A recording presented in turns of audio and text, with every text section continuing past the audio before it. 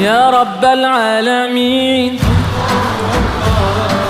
صل على طه الأمين في كل وقت وحين املأ قلبي باليقين ثبتني على هذا الدين الله الله واغفر لي والمؤمنين حسبي ربي جل الله ما في قلبي غير الله نور محمد صلى الله